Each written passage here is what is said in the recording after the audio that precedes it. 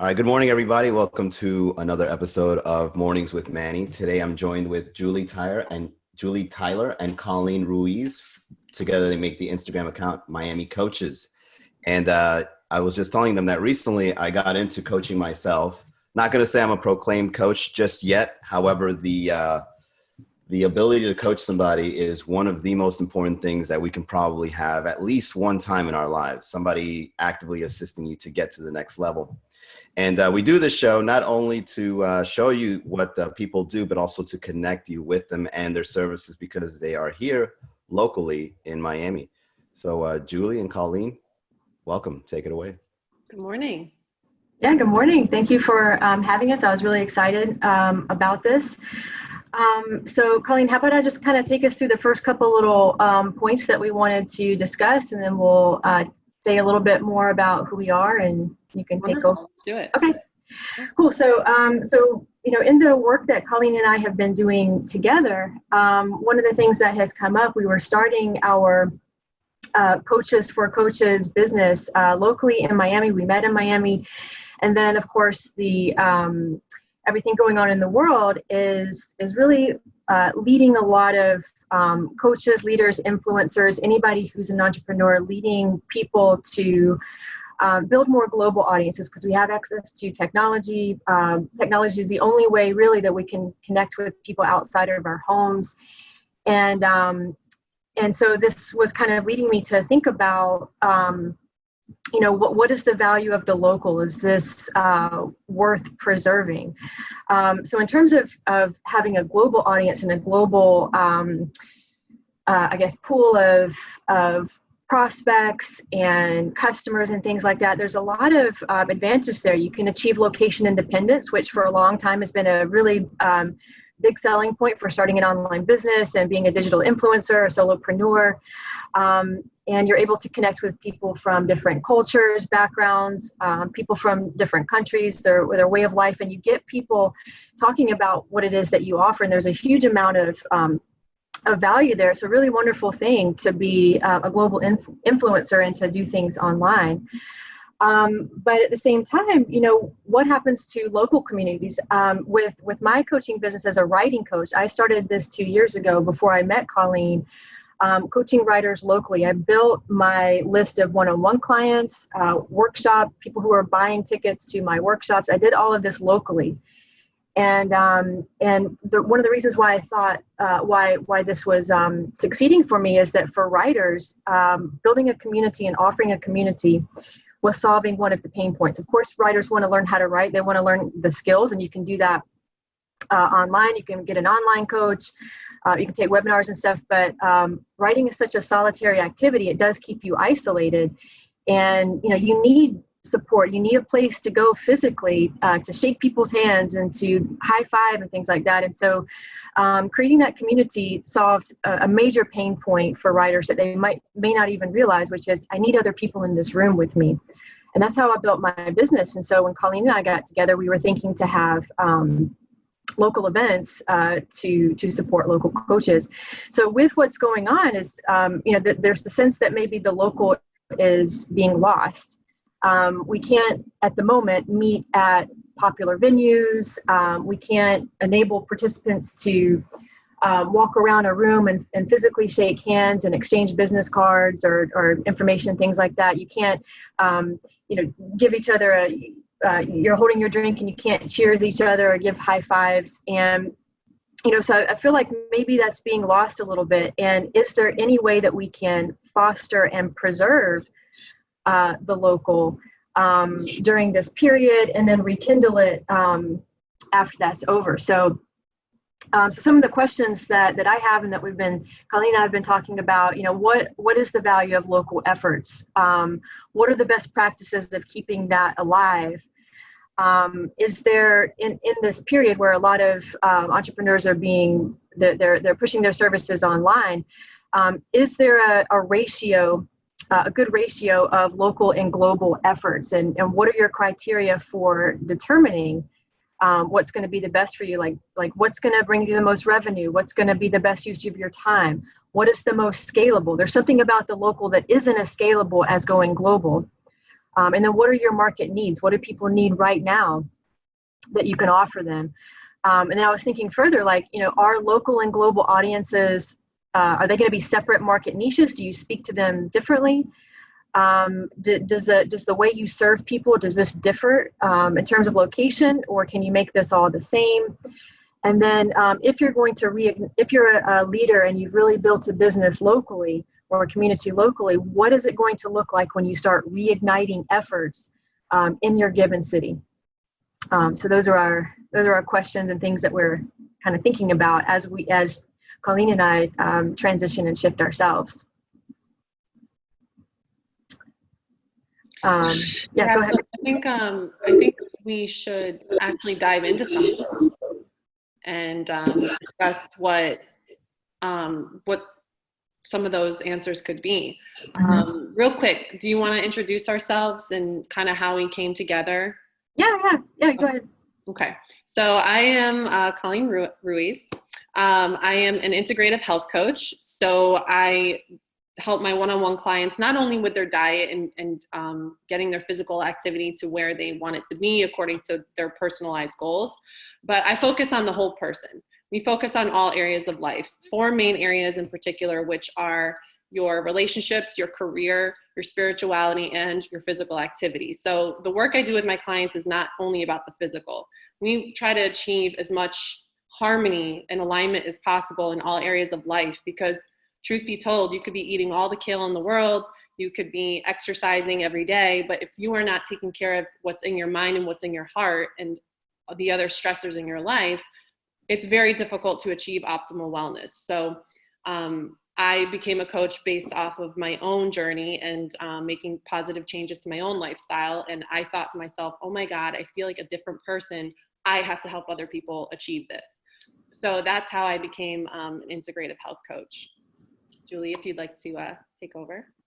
Yeah, so I'm a writing coach. I come from an academic background. I spent 7 years in grad school, went all the way through a PhD in literature, only to discover that higher education is not the right environment for me, and that I have a lot of creativity and a lot of energy that is not well suited for that environment. And when I graduated from my program, my PhD program, I was in Tennessee, and a couple of days later, I just packed up all of my things in the car that I had at the time, drove down here with basically very little in the bank, and started a life here. And so I was doing more freelance kind of stuff. I had no business model whatsoever, and anything anybody wanted to give me money for, I would do it because I didn't know anything about business. All of my training was in literature, and just I had been trained by an academic environment that doesn't teach you how to make money, doesn't teach you how to value money, or to really start your own thing. It's all about how do you serve this system. So it was really 2 years ago or 2.5 years ago that I hired a business coach for myself. And I really wanted to step up and step out as a leader for people who have a dream to write a book, and maybe they just don't have the skills, or they don't have the know-how. And I wanted to use my passion, my know-how, to teach people who aren't going to go back and get an MFA in creative writing. They're not going to go back to school. They don't have the time. They don't want to pack up and move across the country to sit in some university for 2 years. But they're willing to learn. They have the work ethic, and they have a really great idea. So I started my business 2 years ago, and it's been through a major rebranding. Just last year, I hired a branding specialist to really reflect who my target audience had become. And I really love what I do. I love when people come to me and they say, I have to write this. This is a burdensome story because I'm carrying it inside. And if I don't get this out, I'm going to be weighed down for the rest of my life. I'm going to regret it. Can you help me? And the answer is always yes. And I'm so proud of my clients. I'm so proud of anybody who comes to a workshop and when they speak out about their story for the first time, and they get all nervous and they're scared to let someone hear their words, hear what they've written. So, because writing is very personal. And then they speak it out for the first time, and they hear other people's praise and interest in what they've created. And it's such a wonderful privilege to be the person that helps that happen in a community and then one-on-one. So yeah, then Colleen and we met about a year and a half ago. It was August 2018, just happenstance. It was a very casual social encounter. I didn't expect to meet a person who would later become a really good friend and a collaborator.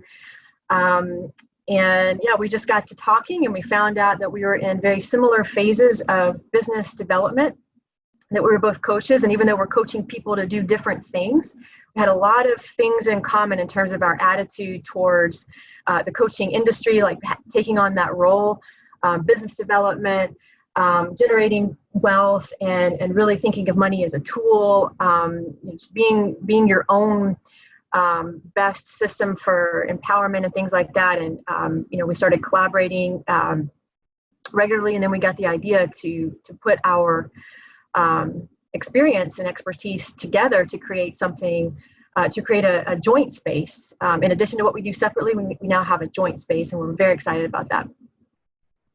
Yeah, absolutely. And I think something that you and I have really bonded over is this idea of becoming more sovereign, and helping other people do the same, governing themselves, having more control over their finances. We've relied on big systems for so long, and in my opinion, we're starting to see the beginning stages of many of them crumble. So we want to help other people who are interested in an entrepreneurial path, who want to be coaches, to do the same thing that we did. And like Julie said, put together our heads and our expertise to help other people do the same. So I think that's the future, and that's where we're headed. So I kind of want to dive into some of our next point, which is, what's the value of being a local for a leader, coach, or influencer? Because there is, you want to be an entrepreneur, you want to be a coach, you got to put yourself out there. Okay. And the first way that I did that, and Julie can attest to this as well, is by putting yourself in your community, making yourself exposed, right? And there's a lot of value there. First and foremost, one of the things that comes to my mind is that having the local community, being in the in-person exchange, that energy exchange, it is much easier to build rapport with those around you when you are in person and when you can be face-to-face. You build trust quicker, you build that rapport a lot faster. And I think that's one of the disadvantages of the online space and the more remote space, is it takes a little bit longer for people who have no idea who you are to get to know you. But if you're in your community and people are getting to know you and they recognize your face, and you build that also, word of mouth also builds a lot quicker. There's so much value in that trust. That's everything. And that, I think, is a lot easier to build when you're in the action, you're in the mix of it all. Yeah, and I definitely agree with that. There's something that just can't be replaced in terms of just physical contact. And I keep saying the high fives and the shaking each other's hands, that being able to hug someone or be in their physical presence is there's an energy exchange that happens at the cellular level, and it's really sad. For me, I've really felt that loss. But I was, even when we're having to go back online, I think there's still ways, if you want to preserve and nurture a local community, and you already have that list, or you want to start building that list, there's still a way, even online, to build that rapport. And so I was thinking of a couple of examples. If you really find a way in your conversations with local people, whether you're on the phone or Zoom or what have you, to find a way to bring into your conversations a sense of shared civic pride. Like, what is it about our city that we really love? So if we're in Miami, don't you love Miami's confluence of culture, and there's this vibrant art scene, and there's so many things, that people bring to the city, like getting a conversation going about the city itself. Or did you know that Miami has one of the fastest growing startup ecosystems? And generating conversations about that, and then connecting it to whatever it is you offer. There's still a way to build a sense of local rapport, or even memories or experiences that are specific to a city or a region. So what did you do during the hurricane? Or do you have your Art Basel tickets yet? Or what are you going to do, this year during spring break or something like that? Local hacks or best kept secrets within a city. Like, did you know that the restaurant on the corner of whatever, they have the best cafecitos, but you need to get there before 10 a.m. if you want to get it. Is there a supermarket that still has toilet paper, and where is it? Is it somewhere that's in walking distance? Like, really generating those conversations about local experiences that we share. And even, there's a lot of funny Miami love-hate type memes out there. And I think a lot of us residents at some, there are times where we're like, can these tourists just go home? I really want to, can we honor the residents over the tourists or something? And then we're also like, well, maybe the city can fund some more cool stuff and use the tourism residue. So we want to have it both ways. And that's kind of particular to Miami is, there are things that we love, there are things that we hate, things that we complain about, but all those conversations give us a huge chance to generate a rapport. And then, as I was saying, just, take those conversations and find a way to connect them to your offers and what you're trying to create to empower the people that you want to help. Yeah, there's everything all encompassing of all of that is you're building connections. Mm-hmm. Building those connections with people who live where you live, and you have all these things in common that sometimes we don't even realize. But if you get that dialogue going, you can create those connections. So that's where being local, it has something really special that when you're working remotely, you don't have with everybody. So mm-hmm. It definitely creates that sense of community, that sense of connection. And it's when you are just starting out, whether you want to be an entrepreneur of some sort, you want to be a coach, getting in your local community and making those connections is your foundation. Because if you have that, you can also build your online business on top of that. But there's an aspect of the online world that is out of our control. I remember, this might have been a year ago now, maybe not quite a year, but Instagram shut down. And so many coaches and entrepreneurs rely on Instagram, right, to market themselves. Well, what happens if that's your only way of marketing? But if you have that local community, the entire internet can shut down and you can still run your business, right? So that's also, in terms of from the entrepreneurial perspective, that's a huge value point in creating that local community. I think an important thing there, and Meetup does this. So you have a bunch of people on Meetup, and you can contact them through Meetup, but unless you actually get someone in your Meetup list to give you their email address, their real contact, Meetup controls all of the conversations there. So I think it's important, whether you're building a local audience or a global audience, and like you were saying with the Instagram, if it shuts down and that's the only way that people have to get prospects and things like that, we need to have control over our list. We need to have a way to contact people no matter what. So like locally, like all the venues are shut down, so I cannot hold in-person events, but I still have a way to contact my list and say, hey, I'm hosting live things online for writers, please join. But like I'm lucky in that I built that list and a way to contact people. I think it's really important, no matter what, to find a way to get those emails within your grasps, no matter what technology does or what happens locally. Absolutely. Yeah. So I would like to talk about some like how-tos. How can you start building, especially in times like right now where we are limited in that person-to-person exchange? How can we still build our local communities and our online communities? We can do both, in my opinion. So let's talk about some like how-tos, how we can actually do that. Would you like to start it off? Yeah, so I've always been really big on sending personal emails to individuals. I've especially done that with my local communities. It's been a way if someone has not come to a meetup or they haven't come to a workshop in a while, to just reach out via text or email and say, hey, you're a great presence at the events. Would love to have you back. Here's the information for our next meetup.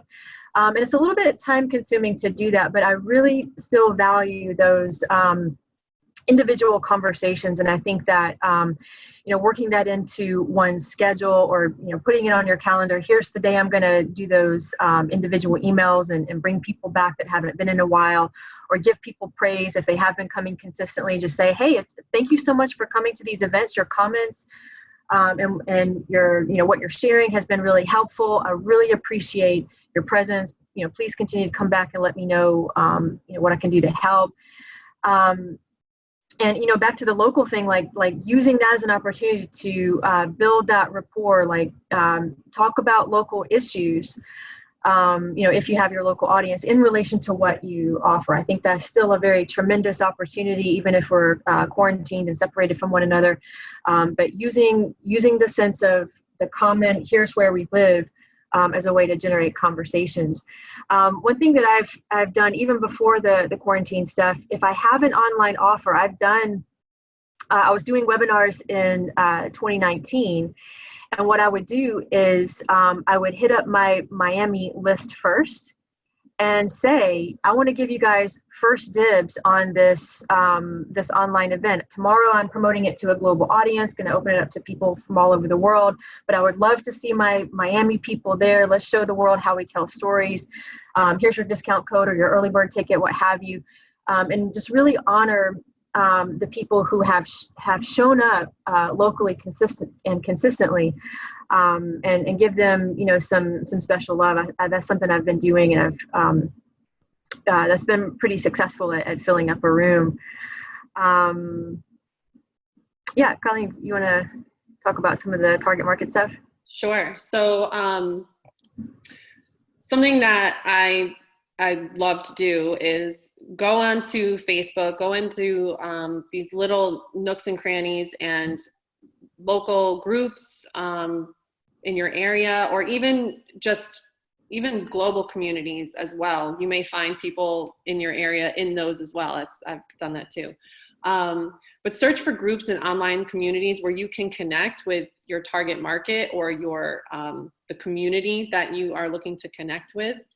And start up conversations. Be a conversation starter. Pose a question. Start getting a dialogue going so you can start having energy exchanges that way.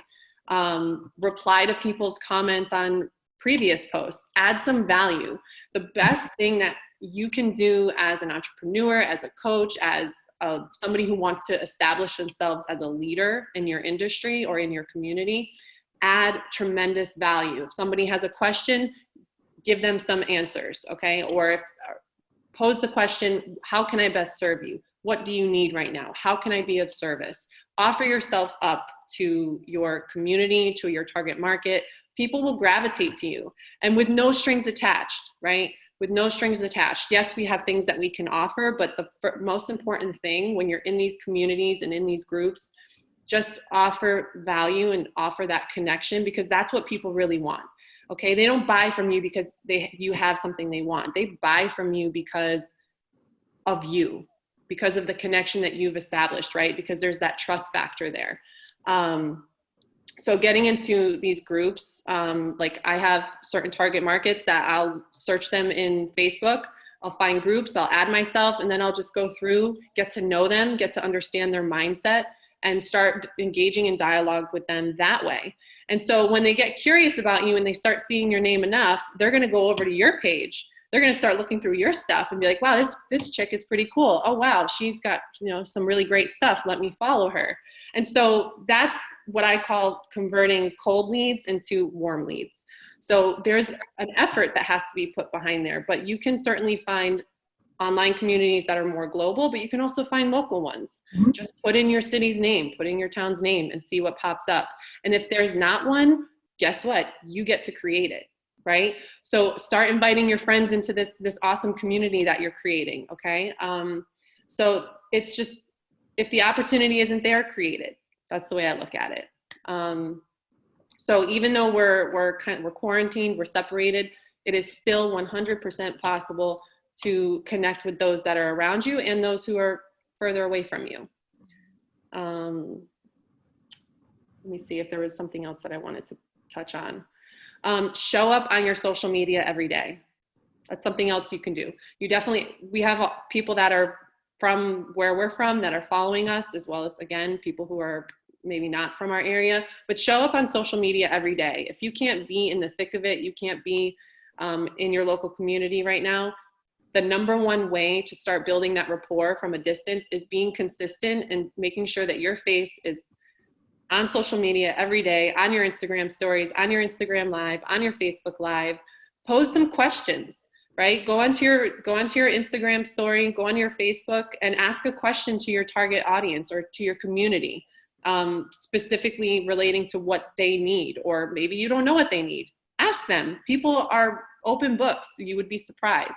And you're going to get some feedback, and you can take that feedback, you can find what they need, and then provide a solution or provide a resource, a free resource for them. And then you deliver that. But you got to be consistent. You have to be tapping into, what does my audience need? What does my market need? And you deliver that value for them. And that's how you start, again, generating that rapport, creating those connections, and converting those who you would consider cold leads to hot, or to warm to hot. Yeah, I like all those ideas, and I love the consistency part of it.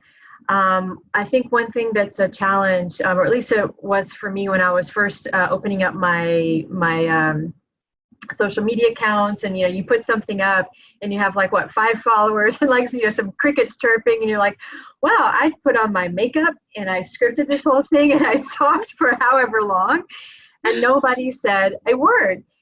And that's still okay. I mean, it is disheartening, because you want, when you create something and you put your energy and time into it, you want to get an immediate response, immediate comments and questions and things like that. But another thing to remember is, so let's say it takes a little bit for your audience to build up, your followers, people who are commenting and things like that.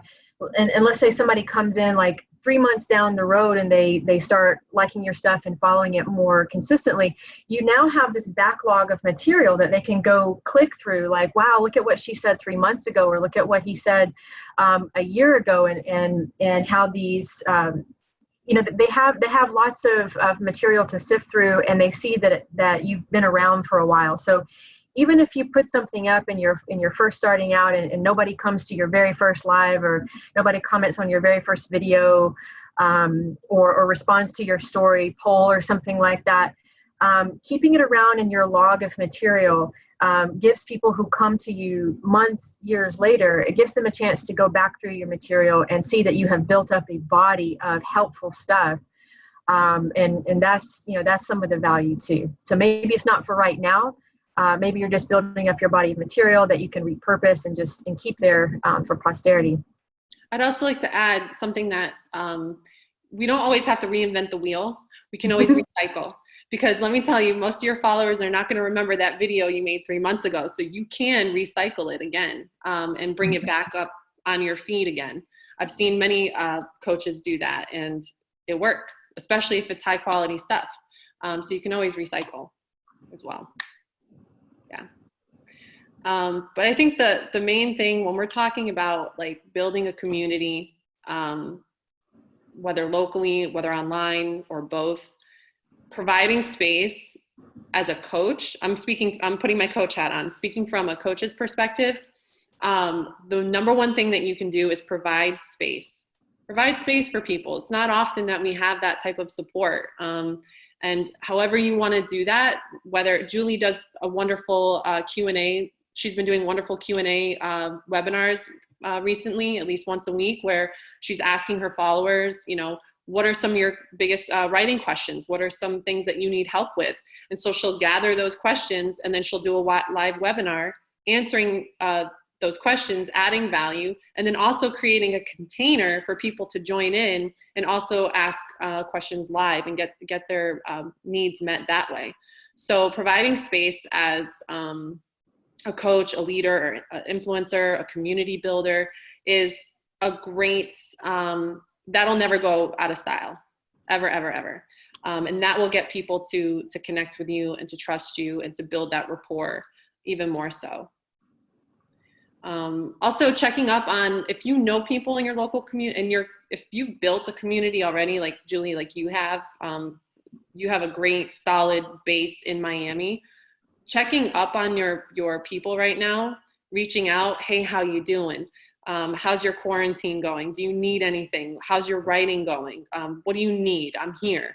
Just checking in on your people will also remind them like, oh yeah, that's right. Like she's here, she's solid. So even just, you have to be very proactive. This is, it's like a garden, right? You have to continue to feed it over and over and nourish it. So yeah, let you pop in now. Yeah, I like all of that. And, on the subject of providing space, like a really great leader, a really great coach, influencer, when they provide that space, they're essentially giving people permission to be vulnerable safely without being ashamed, to ask questions, and because in the act of asking a question, you admit that you don't currently have the answer. And I think a lot of what holds people back from putting themselves out there or trying to learn a new skill or declaring, like I'm not a writer, I want to be a writer now. That, like, so many people come to me and they're like, I'm not a writer. They're so afraid to call themselves that because they feel like they don't have the qualifications, and it's not that they don't want to be a writer, it's that they don't want to call themselves a writer and then be bad at it. And so when you make a space where people can not have all the answers and get them and feel like it's okay to make mistakes and to not know everything, I think that's a huge component there too. And I really like to, when people ask questions, I like to even praise not only what they're good at, but I like to praise the question too. Like, what a great question. What a great opportunity for us to discuss and to think about this together. And it makes people feel good, not that they're like in the process of learning a new skill, but it makes people feel good that they have touched on something that's important to talk about. So I think that's a nice way to think about the providing space, is it gives people a way to be vulnerable, to not know everything, to not be the smartest person in the room, safely, and to see that other people are in the same position. Absolutely. People want to know that they're not the only ones going through the same struggles, right? And as a leader, as a community builder, like, you provide that container for people to express that vulnerability and to actually connect through that. And that's so accessible right now, especially right now, because everyone's at home. They're wondering what they can work on. What's the next thing? What's the next step in the project? And they want to have those dialogues right now. So as a leader or as a coach, creating that container is absolutely accessible right now. And that will only further your in-person connections. And when you have live events, it's going to get more people in the room, because if you're that good from a distance, they're going to want to be in the room with you, right? And they're going to want to be in the room with the people that they've been exchanging, dialogue with. So.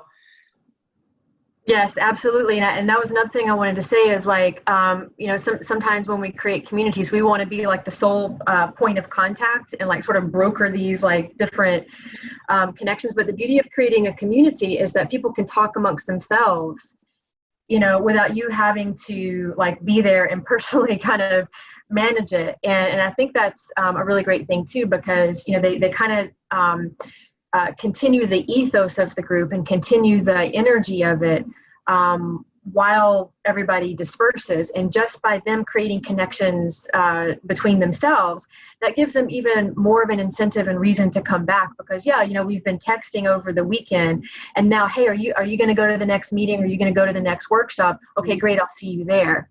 So as a coach, being able to let go and let people kind of make connections amongst themselves. And of course, you always want to be available, but you don't have to be the sole source of contact, being responsible for, oh, you want to talk to Jenny? Okay, let me give you Jenny's number. And then let me sit there and watch y'all have a conversation. Mm-hmm. Like you want to kind of let people manage themselves, and just by them making connections, they definitely will want to come back and also be with the coach or leader who puts it all together. Absolutely. Because as a coach, you have to remember this is bigger than us. Yeah. Bigger than you, right? It's about us. It's about all of us. It's about the community itself. So you're just providing I like to call it a container. You're creating the space and the ecosystem for those exchanges to happen. And so it's really not about you. You don't have to make it. As coaches, this is something that I'll be vulnerable about. In the beginning, I was very reluctant to put myself out there because I'm like, well, what if I look stupid? What if I don't know what I'm talking about? What if one person shows up to my workshop? Well, I'm making it about me, right? And it's not about me. It's not about us. It's about what we're creating and what we're facilitating. I like to think of it as more of a facilitator role, right? Like we create the event, we get the people in the room, and then we kind of let a bigger force take over. So it's, but we're there. We're always there. We're always there to lead the conversation. We're there to bring the conversation back, and we're there to create those connections. So the coach has a very important role, but it's not always about us, right? Mm-hmm. It's about the larger picture. Yeah. Yeah. So let's see. I did want to add a couple of things that I missed. So in terms of currently building your community, both locally and online in this time of separation, one practical way of doing so is, like I said, show up on your social media. So for instance, if you show up on your Instagram, a great way to add value and connect to your audience is tap into a pain point. Okay, what is something that your audience, your community, or your target market is currently struggling with? If you don't know, ask them. Okay, but if you do know what their pain point is and you have a solution for that, show up on your social media and give them a mini training. Okay, so for instance, for stay-at-home moms who are struggling to get their physical activity in, I can create a whole mini training. Okay, because I'm tapping into a pain point. I can create a whole mini training. Here's 3 ways to start upping your physical activity in a creative way that allows you to still, take care of what you need to get done during the day and taking care of the kids and yada, yada. So just as an example, do a mini training, jump on there, share some information, provide education, some tips, how-tos. So, or sometimes the best thing you can do is just jump on your live video and see who shows up, right? And just start having a dialogue with them. So those are some practical ways that you can right now, as a leader, a community builder, or, a coach, you can start connecting with your audience pretty much immediately. Creating your own groups, your own Facebook groups, your own little ecosystem of people to start connecting and adding value that way. Getting in other groups, other Facebook groups, online communities. There's a plethora of resources right now for you to connect with the people around you. You just have to put some effort in, that's all. And it's only going to enrich the in-person connections as well. I agree. Yeah. Trying to see what else.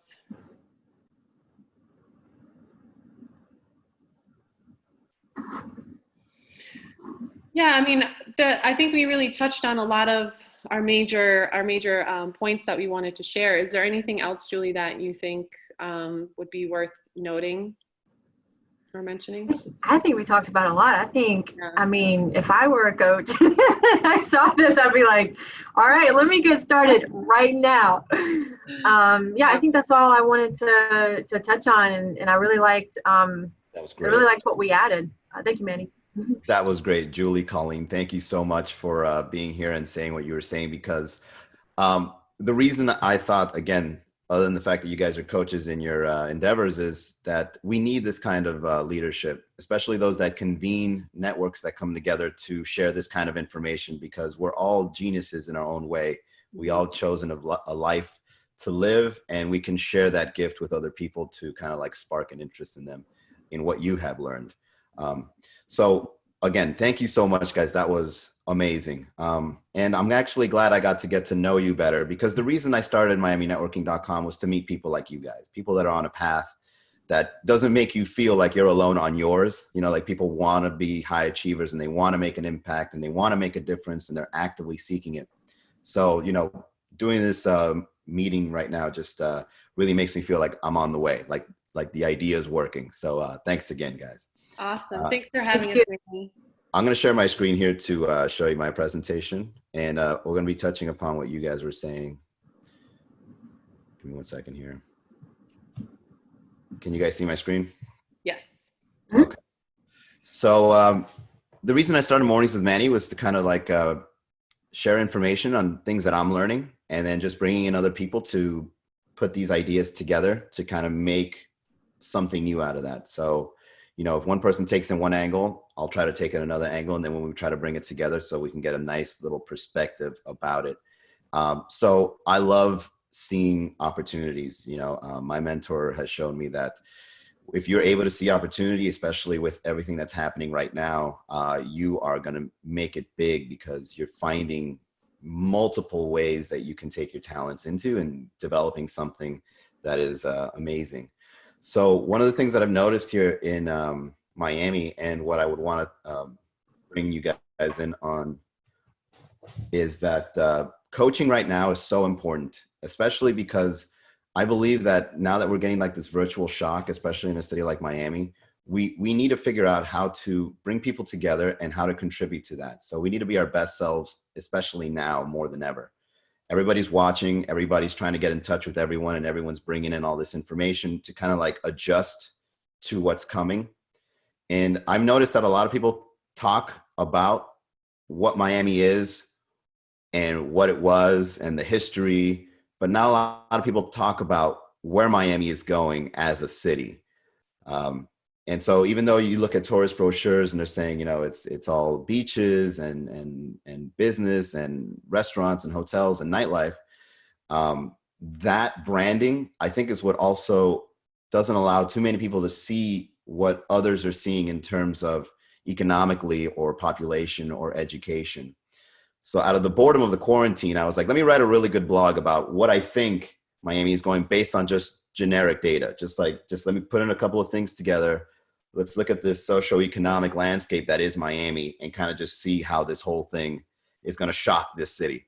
So as I was putting some of the things together, and this is all verifiable on recent articles, that, you know, what's documented is that the population growth in Miami is growing. The census has shown that, as well as business. Forbes has called it that it's a large growing business opportunity here. And the education, both privately and in public, are great. It's some of the best in the nation, but there's a divided economy emerging out of, even though these amazing factors that is Miami. And a couple of authors have said that Miami is a global city because you have all the Latin American people here, all the expats are coming in, and they're doing business at a global level here in Miami. You know, Brickell is also emerging as a startup landscape here. And another author has also called it a city of the future. And this was from a book 25 years ago. And he re-released it because it still holds true. This article right here says that Biz to Credit, according to Forbes, you know, crunches in things like revenue, credit scores, debt to income, taxes. And, you know, based on that data, it says that Miami is one of the top cities for business growth. It beat New York, okay, the capital of the world. So I thought to myself, well, if the economy is divided, then how's the education? Is it because people are just, you know, do they have better opportunities because of their background or if their families were affluent? But it turns out, you know, colleges like FIU and University of Miami have contributed into Florida being the #1 state for education. I was taken aback. I would have never have guessed Florida of all places. And also the public schools in Miami-Dade came in #8 out of all the districts in the USA. So the main problem is that there's a huge gap. There's this huge emerging gap of people that are the haves and the have-nots. The Miami Herald has discovered that 60% of the residents in Miami use 30% or more of their income just to live here in Miami. Like we can't even afford to live based on the housing prices. And, various statistical research online, I was like, all right, how many people, what's the average median income per person in Miami? And people, they're saying different things, but from what is verifiable, it's 40 to 60K annually. So, out of this basic information, as I was piecing together this piece of content, I was thinking to myself, it's like, okay, there's a huge opportunity just out of this here. Not going into specifics, not going into details or technicalities, just the fact that population is growing. Everybody wants to come to Miami, or a lot of people want to come to Miami. The business is booming. People are seeing that it's a good landscape to start business in, even globally. The education is great. People have access to great education, both privately and in the public sector. But we can't seem to get the economic gap. We can't close it. So because of that opening of the gap, there just seems to be so much opportunity arising from that, because people like coaches or people that are entrepreneurs or mentors or anybody that wants to make a difference or an impact, the landscape is right there. Everybody has to learn how to either escape the rat race, the glass ceiling that is a salaried job that, you only get so much amount. And I've been there. And the reason I speak freely about it is because I've seen that ceiling, and it doesn't feel rewarding for you to work so hard and you get so little in return. If you're capable of doing that same amount of work on something that you're passionate about and monetizing it and creating the value within it, you can grow exponentially and your income as well. And I think because of this landscape, if anyone ever comes across that ability, you can show other people how to do it.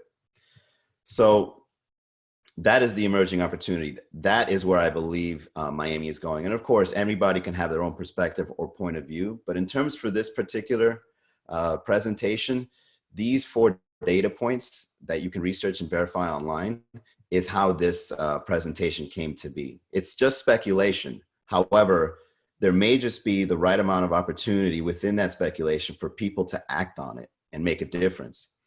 So from my personal experience, I've realized that these 3 things in my life has made a big difference. I was one way a few years ago, and then I became completely different a few years later. And it's because of these 3 things that I've done in my life.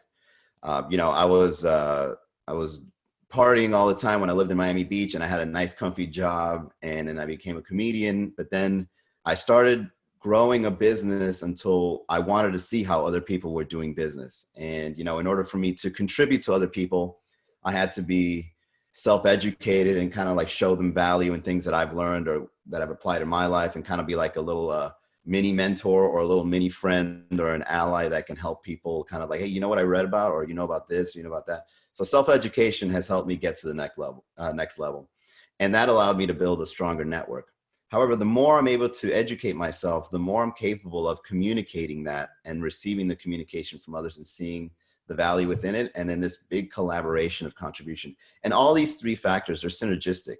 It all comes together, and it allows me to kind of adapt to the landscape that I feel is coming to Miami. Because if you have a strong group of allies and people that are on the same path, they can support you, and then you could support them.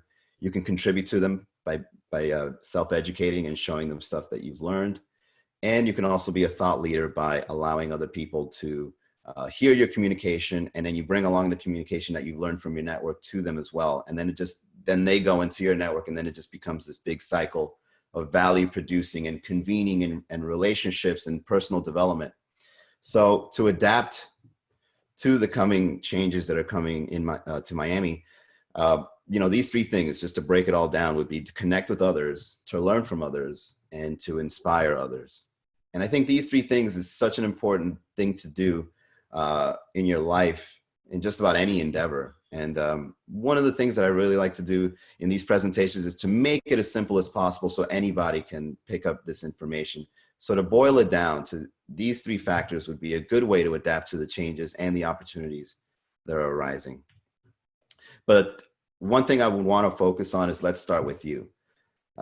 And as I was writing this piece of content, the word artisan for me came to mind. And it's when you create something with intention, and it's got to be very proactive. It's like, I have to do this because this is where I want to go, or this is what I want to be. And you have to approach it kind of like an artist, because an artist will do anything to communicate through this particular medium. So it takes a lot of proactivity in order to live an artisan lifestyle, because you have to be very focused on what you want and what you're able to contribute to others. So just to give you a more in-depth definition of artisan, I kind of copied and pasted a couple of things here. A worker who practices a trade or handicraft. That is the basic Google definition. A person or company that produces something in limited quantities, often using traditional methods. So very manual and very exclusive. And this one I added on my own as I was researching the definition, is artisans communicate themselves in different ways through art. So whether it's you're into blowing glass or writing a book or teaching coaching and wellness, you communicate yourself through this art that is your endeavor. So you have to approach it in a way that is specific, exclusive, and your passion and your heart and your blood, sweat, and tears are in it. And Colleen and Julie, they were touching on, when you market anything, when you try to automate it or you try to mass produce something, you kind of lose the human touch. So with the emerging opportunities that are coming in Miami, especially someone that would want to promote their business or create value, we now have to focus more on the human touch more than ever. So being an artisan is how I would call it like art, if you were to market yourself in an artistic way, is the best way that you can market just about anything, because you're communicating more than just buy this, or I'm offering this, or this is my service.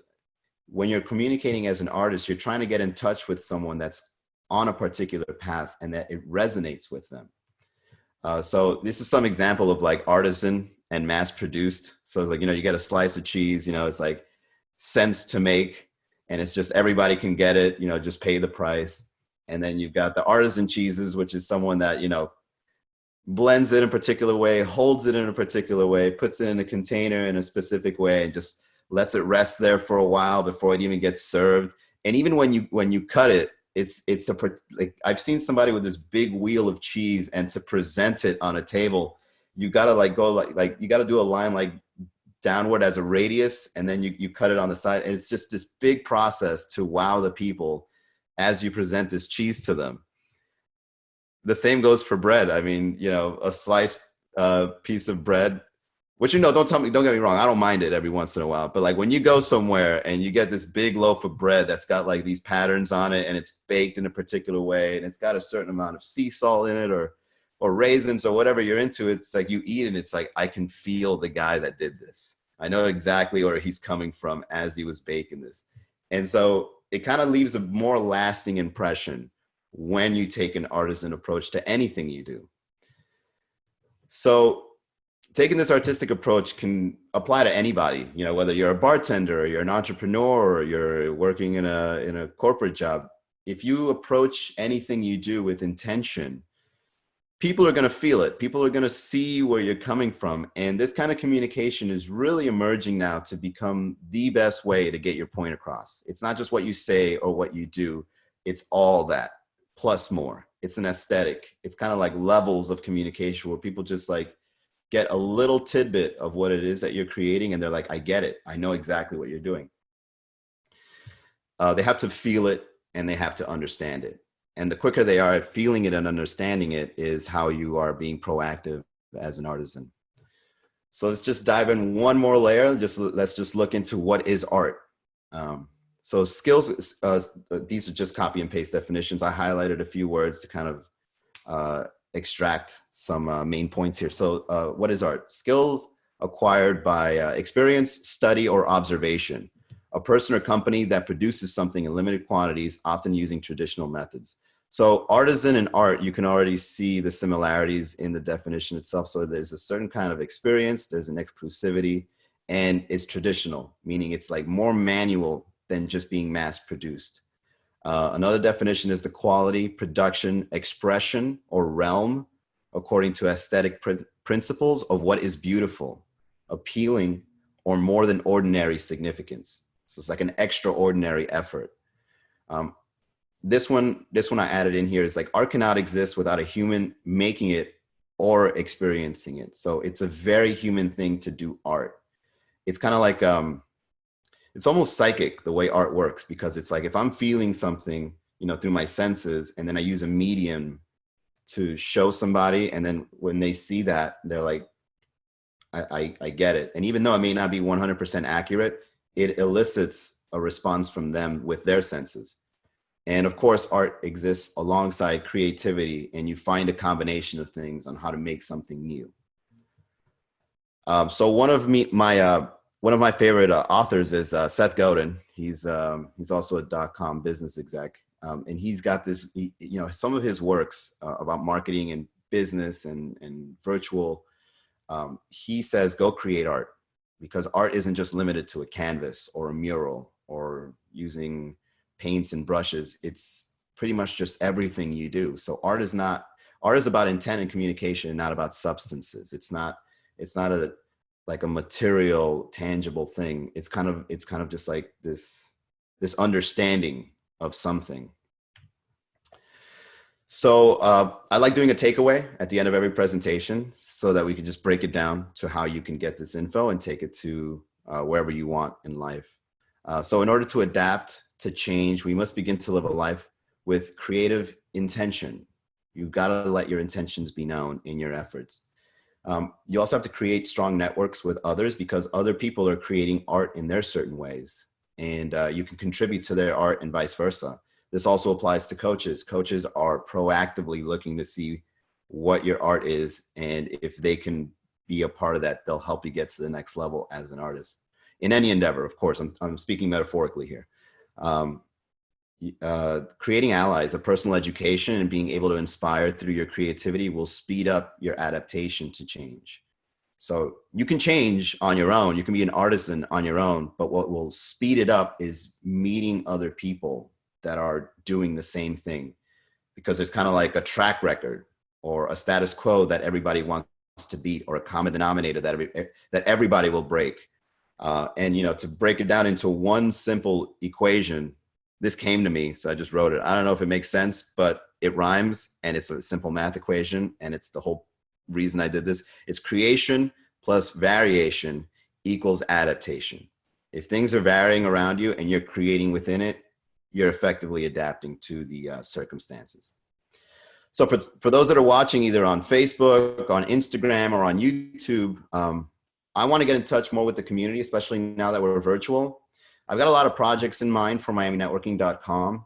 This is probably my second biggest project, and I want to make it the first now, especially since we're doing the social distancing thing. I want to be more intimate with anybody in a virtual way. So I'm open to do just meetings where, like, we get together on the phone, talk for 15 minutes, see where you are, see where you're going, and then we just try to find something in common to grow upon. In other words, finding opportunities amongst ourselves. Yeah, make sure you guys visit MiamiNetworking.com. And yeah, it was great. This was great. I think this piece of content came a lot better knowing that you guys were here spectating and contributing to it. So I really appreciate you, Colleen and Julie. By the way, you guys didn't mention, how can they get in contact with you?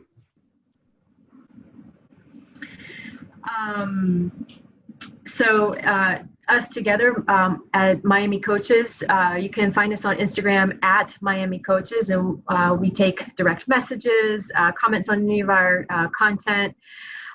We'd love to talk with any aspiring coach about best practices for getting started. For me as a writing coach, at Storybold, that's my Instagram account, and I'd love to talk with you about writing. And from there, you know, I have a website and an email, but you know, Instagram's a great way to do that. And Colleen, what about you? Yes, Instagram is the best way. I am at _ Colleen Ruiz. I'm also, yeah, that's the best way, actually, through direct message on Instagram. But I did just want to, Manny, I loved your presentation because I very much see that that is the direction not only Miami is headed in, but I think on a much grander scale. The future is going to be belonging to those with big ideas, creative ideas. And it's really, the world is our canvas, and I'm so excited about it. And I think that's also why Julie and I connected, because we see so much opportunity, and I'm just thrilled. I'm so excited, and your presentation just made it even more so. Thank you, Colleen. It means a lot to me. I love feedback. All right, guys. So I'll see you probably in your own virtual meetings, because I know you guys have some as well, and they could find it on your website and on Instagram. And for those that are watching, I'll see you next Monday. Bye. Bye. Thank you. Thank you for watching this video from MiamiNetworking.com. If you did enjoy this video, do give us a like, leave us a comment, and subscribe to our channel. Also, if you're seeking to make a connection with the people in Miami that want to make a difference, visit MiamiNetworking.com and start your free profile today.